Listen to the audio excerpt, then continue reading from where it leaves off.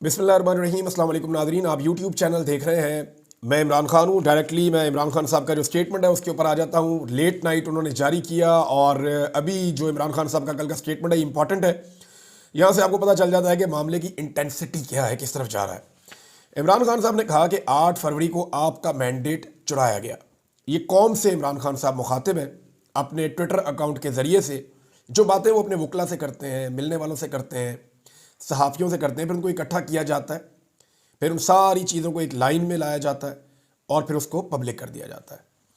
तो 8 फरवरी को आपका मैंडेट चुराया गया, लिहाजा इस रोज़ को बतौर यौम स्याह मनाने के लिए आप सबको निकलना होगा। किसानों, मज़दूरों, वकला और मुल्क के हर मकतबा फ़िक्र से मुंसलिक अफराद को 8 फरवरी को निकल कर अपने हक पर डाले गए नंगे डाके के ख़िलाफ़ एहतजाज करना होगा, क्योंकि ग़ुलाम कौम का कोई मुस्तकबिल नहीं होता और ग़ुलामी से निजात के लिए जिद्दोजहद ज़रूरी होती है। 8 फरवरी को इस कौम का मैंडेट चुराकर मुल्क को अंधेरों में धकेला गया। पाकिस्तानी कौम ने तमाम तर मुश्किलात के बावजूद जोक दर जोक निकल कर तहरीक इंसाफ के हक़ में वोट डाला, मगर आपके वोट को पैरों तले रोंद कर जमहूरियत पर शब खून मारा गया। मुल्क में जमहूरियत के हाथ पाँव बांध कर इंसानी हकूक़ की धज्जियाँ बखेर दी गई। ओवरसीज़ पाकिस्तानी जमहूरियत की बहाली तक तरसीलात ज़र में कमी लाकर अपना एहतजाज रिकॉर्ड करवाएं। जमहूरियत बचाने के लिए इंसाफ नागुज़ीर है। 9 मई और 26 नवंबर के वाक़यात पर जुडिशल कमीशन का हमारा मुतालबा इसीलिए है ताकि इन वाक़यात के मुतासरा अफराद और ख़ानदानों को इंसाफ मिल सके। इंसाफ देने के लिए इखलाकी जुर्रत का होना अहम है। जहाँ इखलाकी क़ुव्वत मौजूद होगी वहाँ इंसाफ भी होगा। एक हकीकी लीडर में इखलाकी क़ुव्वत मौजूद होती है। जमहूरियत की बुनियाद ही इखलाकियात पर है। मौजूदा हुकूमत इखलाकियात से बिल्कुल आरी है, क्योंकि उन्होंने अपने हैंडलर्स के साथ मिलकर तारीख का सबसे बड़ा डाका मारकर अवाम को उनके नुमाइंदगान चुनने के हक से महरूम किया है। इस डाके की पर्दापोशी के लिए मुसलसल जाली और नामुकम्मल पार्लिमान के ज़रिए कानून साजी की जा रही है ताकि हक और सच सामने ना आए और इनके झूठे इक़्तिदार को तूल मिलता रहे। मुल्क में आईन की धज्जियाँ बखेर दी गई हैं। आज़ादी इज़हार राय पर पाबंदी है। पीका जैसे कवानीन मंजूर किए गए हैं ताकि कोई इनकी फस्तायत के खिलाफ आवाज़ ना उठा सके। इलेक्ट्रॉनिक मीडिया के बाद सोशल मीडिया पर पाबंदी लगाकर मुल्क को अरबों का नुकसान पहुंचाया जा रहा है। 26वीं आईनी तरमीम के जरिए अदलिया के पर काट दिए गए हैं, जजेस पर दबाव डाला गया और इंसानी हकूक़ की बदतरीन पामाली की जा रही है। पुरअमन सियासी कारकुनान के साथ जानवरों जैसा सलूक किया जा रहा है। खुफिया इदारों का असल काम सरहदों का तहफ़्फ़ुज़ और दहशतगर्दी से बचाव है। अगर वो पॉलिटिकल इंजीनियरिंग और तहरीक इंसाफ को तोड़ने में ही लगे रहेंगे तो सरहदों का तहफ़्फ़ुज़ कौन करेगा। बलूचिस्तान में दहशतगर्दी पनप रही है और वहाँ के मसले का कोई सियासी हल नहीं निकाल रहा। बलूचिस्तान समेत मुल्क भर में जब तक अवामी एतमाद पर मुश्तमिल हुकूमत नहीं लाई जाएगी इस्तेहकाम मुमकिन नहीं है।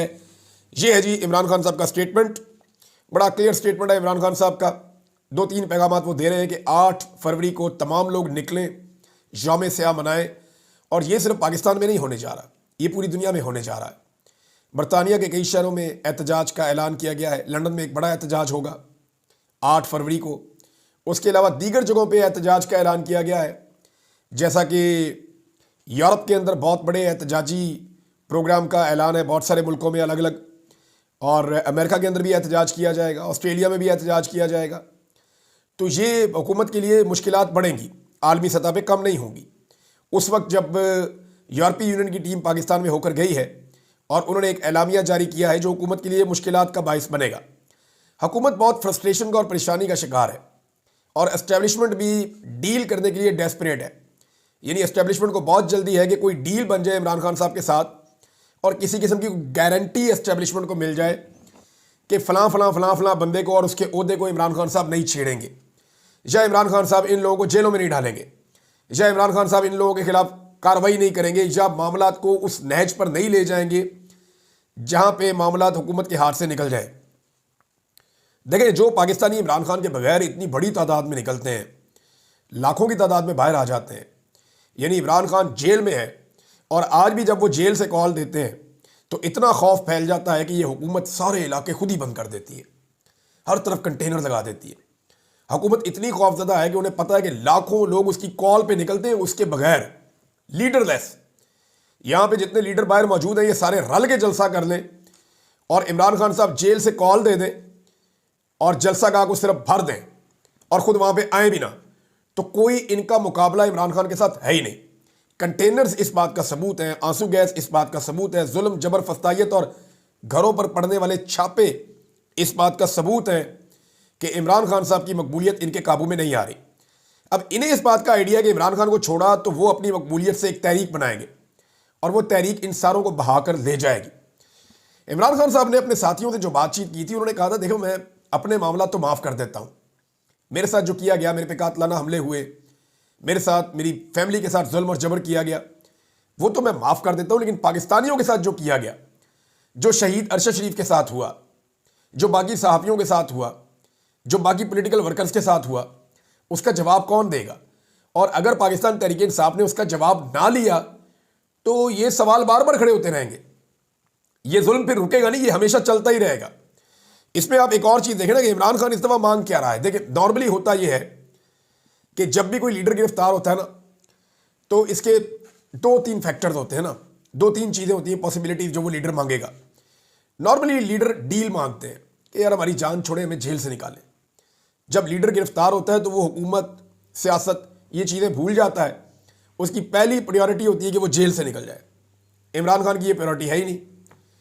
दूसरी प्रायोरिटी होती है कि मुझे हुकूमत मिल जाए, मैं डील कर लूँ किसी तरह, मुझे हुकूमत में शामिल कर लिया जाए। इमरान खान ना तो आज़ादी मांग रहा है, ना डील मांग रहा है, ना हुकूमत मांग रहा है। इमरान खान मुल्क मांग रहा है। उसे पाकिस्तान का कब्जा चाहिए वापस, कि पाकिस्तान की आवाम पाकिस्तान का फैसला करेगी। ये बंद कमरों के अंदर फैसले नहीं होंगे। ये 4-6 बंदे बैठ के इतने ज़हीन नहीं है कि ये बैठे और बैठकर पाकिस्तान का फैसला कर दें, और ये इतने कोई शातिर और इतने तेज़ दिमाग भी नहीं है कि ये सही फैसला कर दें और पाकिस्तान चल पड़े। अगर बंद कमरों के फैसलों से पाकिस्तान चलना होता ना तो अब तक चल गया होता।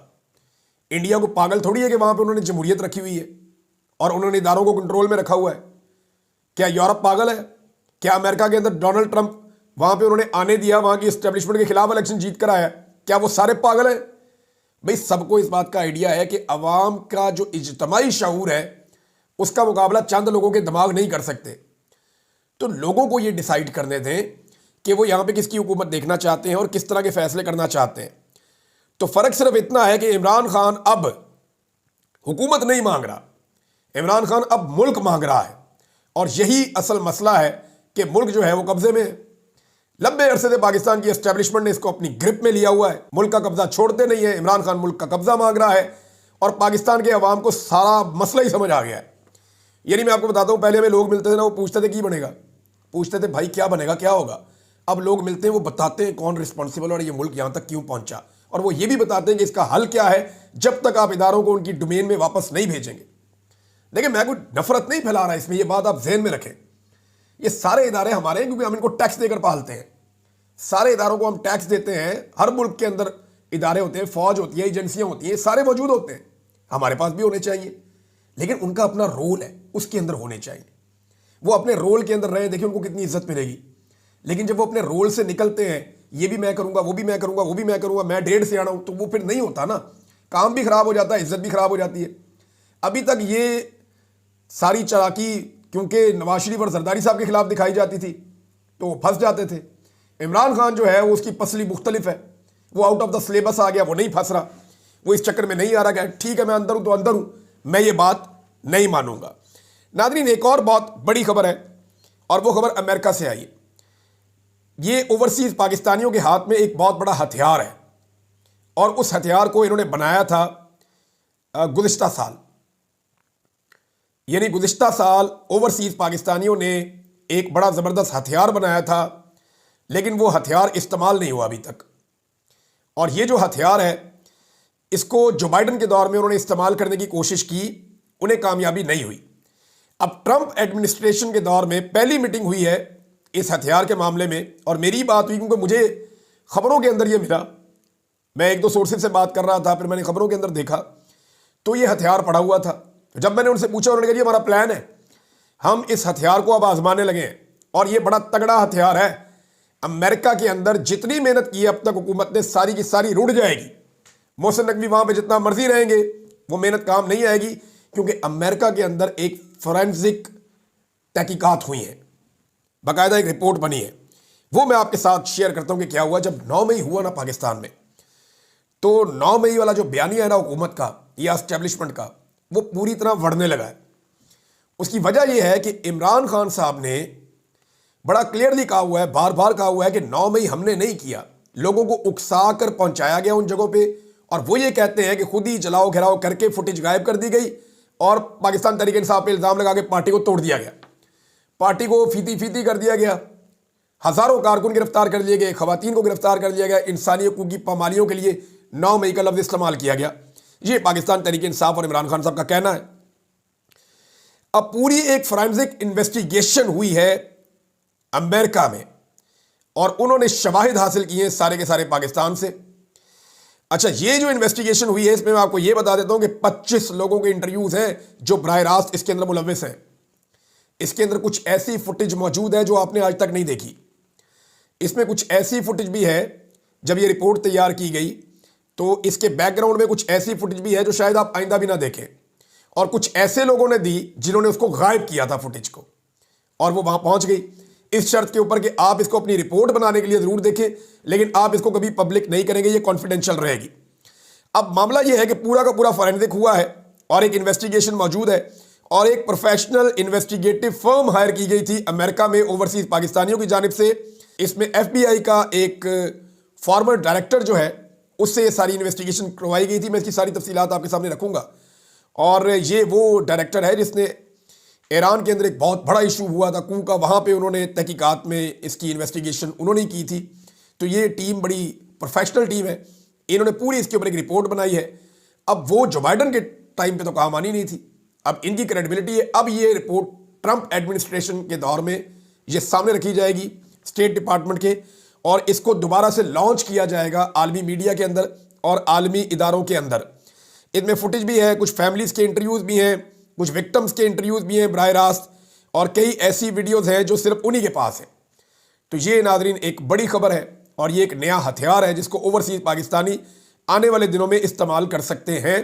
मैंने जब उनसे बात की तो उन्होंने कहा जी बिल्कुल हमारे दिमाग में ये चल रहा है, इसको किस वक्त इस्तेमाल करना है, इसके ऊपर हमारी एक मीटिंग होगी, हम आपस में इसके ऊपर मुशावरत करेंगे, फिर हम आपको बता पाएंगे कि हमने क्या करना है और कब करना है। आलिया हमजा साहिबा तैयारियां कर रही हैं लाहौर में जलसे के लिए। लाहौर की इंतजामिया इजाज़त ही नहीं दे रही जलसे की। यानी एक तरफ ये कहते हैं पाकिस्तान में जमहूरियत है, साथ में ये कहते हैं कि पाकिस्तान में सबको हुकूक हासिल है।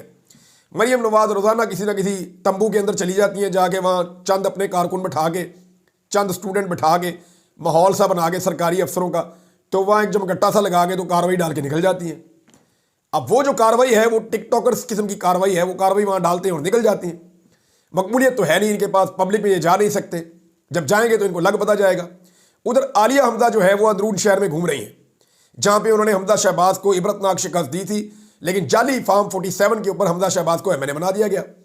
अब आलिया हमजा साहबा ने यह शिकस्त याद रखिएगा जेल से बैठकर दी थी और उनकी बेटी ने और दीगर कारकुनों ने वहां पे कंपेन की थी। अब आप इस बात पे हैं कि आलिया हमजा साहबा को गिरफ्तार करने के लिए 20-25 पुलिस वाले पहुंच गए, 3-4 डाले शाले लेके वो आ गए गिरफ्तार करना है। तो वहां पे कारकुन इकट्ठे हो गए, उन्होंने कहा जी किसी सूरत हम गिरफ्तार नहीं होने देंगे। फिर पुलिस ने कारकुनों को गिरफ्तार करने की कोशिश की तो आलिया हमजा डट गई, उन्होंने कहा जी मैं यहां से जाऊंगी नहीं जब तक पुलिस नहीं जाएगी, मैं अपने किसी कारकुन को गिरफ्तार नहीं होने दूंगी।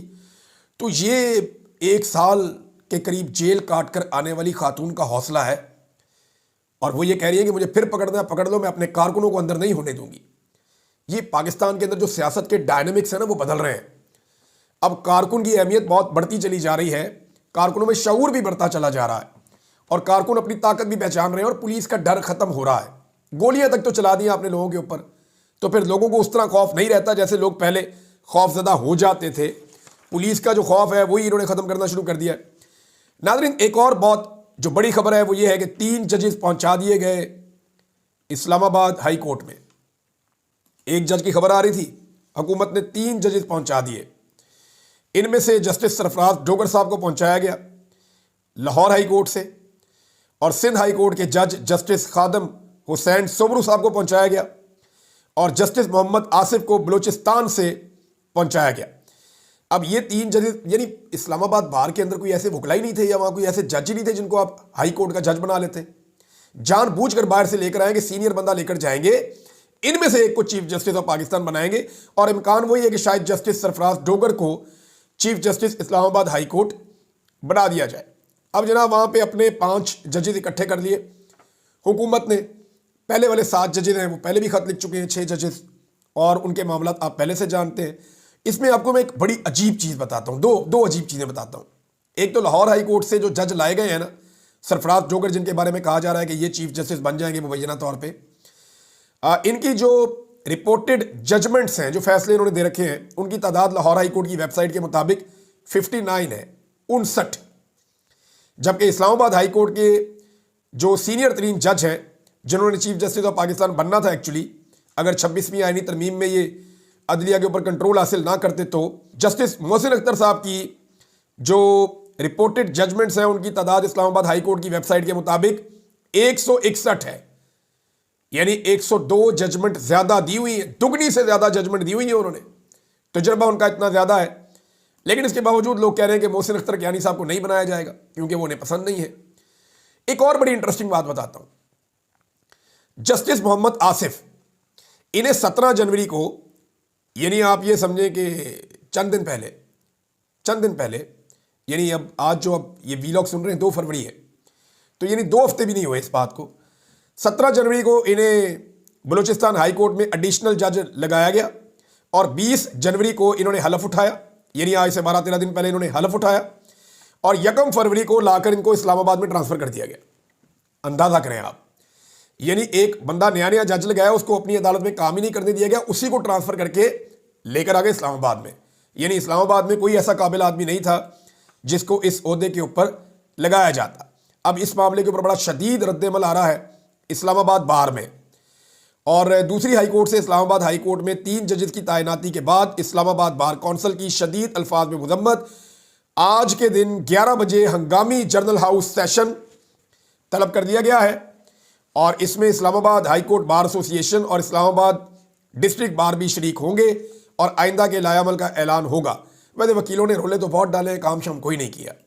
मिसाल के तौर पे मैं आपको बता देता हूँ, 26वीं आईनी तरमीम आई तो वकला ने कहा हमारी लाशों के ऊपर से गुजर के पास होगी। फिर उन्होंने कहा जस्टिस मंसूर अली शाह हमारे चीफ जस्टिस हैं, अगर इनका रास्ता रोका गया तो हमारी लाशों के ऊपर से गुजरना होगा, वो भी रोक दिया उन्होंने। फिर उन्होंने कहा सुप्रीम कोर्ट में एडहॉक जजेस हमारी लाशों के ऊपर से गुजर के आएंगे, वो भी लग गए बगैर लाशों के ही। सुप्रीम कोर्ट को अगर तकसीम करना है तो हमारी लाशों से गुजरो, वो तकसीम भी कर दिया। और बेशुमार ऐसी चीज़ें की गई। अब दोबारा ऐसे स्टेटमेंट आपको आएंगे, आप सुनेंगे वकला के मुंह से, लेकिन मैं हैरान होता हूं कि वकला की तहरीक चल नहीं रही, क्योंकि मैं ये जानता हूं कि वकला की तहरीक तब चलेगी जब नौजवान वकला अपने हाथ में मामलात को लेंगे और वो तहरीक चलाएंगे। जो पुरानी की आदत है, उनको बहुत सारे फंड्स चाहिए होते हैं तहरीक चलाने के लिए, तो नॉर्मली फंड्स ऐसे अवेलेबल नहीं है। वकला की तहरीक या तो तब चलती है या एस्टेब्लिशमेंट पीछे से इशारा कर दे या फंड्स बहुत ज़्यादा मिल जाए, मैंने तो यही देखा है। और अगर इन चीज़ों के बगैर चलनी होती तो अब तक चल जाती, क्योंकि अदलिया में जितने हमले अब हुए हैं कभी नहीं हुए। अच्छा जी, जुल्फी बुखारी साहब के बारे में एक अजीबोगरीब खबर आपको मैं बताता हूँ। उनके ऊपर एक मुकदमा दर्ज कर लिया गया और मुकदमा ये दर्ज किया गया पाकिस्तान में कि लंदन में बैठ के जुल्फी बुखारी ने पाकिस्तान में जेल तोड़ने का हुक्म दिया है अपने लोगों को, और कुछ 10 के करीब दफात लगा दी गई उस मुकदमे के अंदर। यानी मैं हैरान होता हूं कि पाकिस्तान में मुकदमा कर दिया एक बंदा, वो लंदन में बैठ के पाकिस्तान में हुक्म दे रहा है जेल तोड़ दो। इनकी अकल पे मातम करने को दिल करता भी, जाके लंदन में मुकदमा करो अगर तुम सच्चे हो तो। यानी अगर ये सच्चे हो तो वहां पे तो इंसाफ बड़ी जल्दी होता है। अगर हुक्म दिया है, आपके पास कोई सबूत है, तो लंदन में जाके मुकदमा कर दें, वहां पे आप केस जीत जाए। लेकिन क्योंकि ये जाली फार्म 47 वालों की हुकूमत है, तो इनकी FIR या इनके मुकदमे भी जाली हैं और ये हमेशा से ऐसा ही करते आए हैं। नादरीन, जो लोग इमरान खान साहब को माइनस करना चाहते थे, वो जिन लोगों को लेकर आए, वो जिन्हें लाए, वो लोग अब अपने मुंह से खुद कह रहे हैं कि इमरान खान माइनस नहीं होता। यानी पहले ये लोग कहते थे ना इमरान खान को माइनस कर देंगे, उसके नाम पे क्रॉस लग गया है, इमरान खान जो है वो अब कभी भी नहीं आएगा वापस। तो अब राणा सनाउल्लाह साहब, जिन लोगों को लाया गया, वो राणा सनाउल्लाह साहब उन्हीं में से एक है ना। वो कहते हैं इमरान खान सियासत से माइनस नहीं हो सकेंगे, ऐसे सियासतदान माइनस होते ही नहीं, ऐसे होते तो भुट्टो भी हो जाता, नवाज शरीफ भी हो जाता। तो इमरान खान तो उनसे बहुत सख्त साबित हो रहे हैं। खासतौर पर नवाज शरीफ के हवाले से अगर आप मुकाबला करें तो नवाज शरीफ के मुकाबले में इमरान खान साहब बहुत सख्त साबित हो रहे हैं। नाज़रीन एक और आपको अजीबोगरीब खबर सुनाता हूं कि सिंध में मेरिट की धज्जियां उड़ाने के बाद यानी इन्होंने कहा जी पीएचडी वाला बंदा ही नहीं चाहिए, लगाओ वाइस चांसलर यूनिवर्सिटियों में, तालीमी इदारों में। इन्होंने कहा जी ब्यूरोक्रेट्स को भी उठा के लगाओ, अगर कोई पिछला ऐसा बैकग्राउंड नहीं है दरसो तदरीस का फिर भी उठा के लगाओ। तो सिंध में मेरिट की धज्जियां उड़ाने के बाद उनका वजीर धमकी क्या दे रहा है, जरा धमकी सुन लें आप, यहां वीलॉग खत्म करूंगा मैं। वो कहते हैं सिंध के क्रिकेटर्स को मेरिट की बुनियाद पर हक ना मिला तो अपना क्रिकेट बोर्ड अलग बना देंगे। यानी हर चीज के अंदर इन्होंने सियासत करनी होती है।